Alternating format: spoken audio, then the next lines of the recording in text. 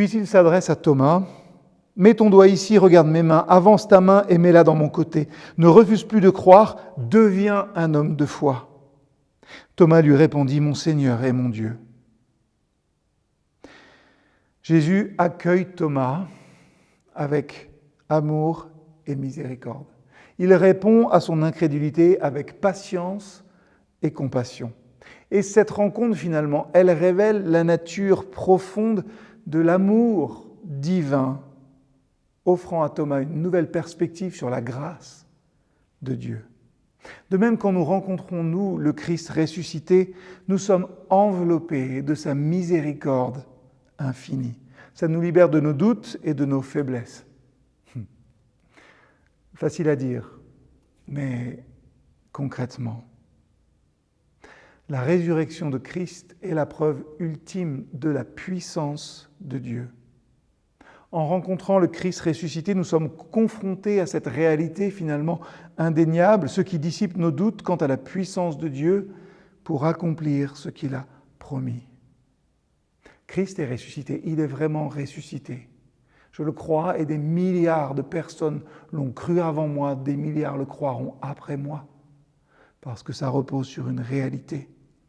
La résurrection est la preuve de la puissance divine. L'amour inconditionnel de Dieu est aussi montré ici.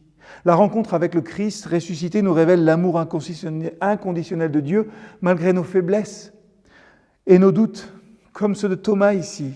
En comprenant la profondeur de cet amour, nous sommes libérés de nos craintes et de nos insécurités et nous trouvons la force, je l'espère, de surmonter nos faiblesses. La grâce va au-delà de nos faiblesses.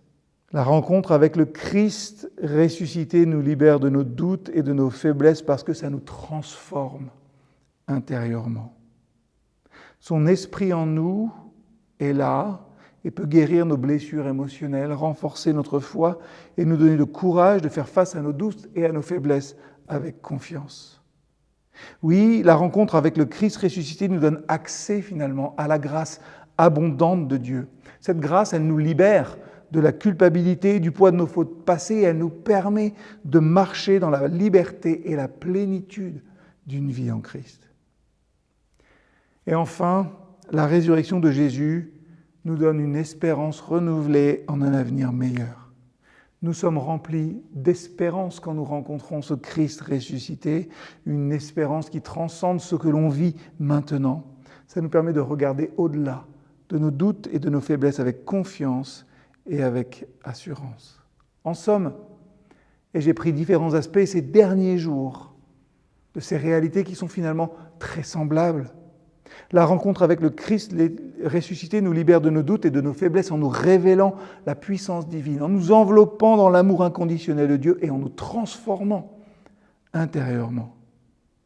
Nous sommes transformés par la grâce abondante de Dieu. Et cette grâce abondante de Dieu est ce qui renouvelle en nous notre espérance d'un avenir meilleur.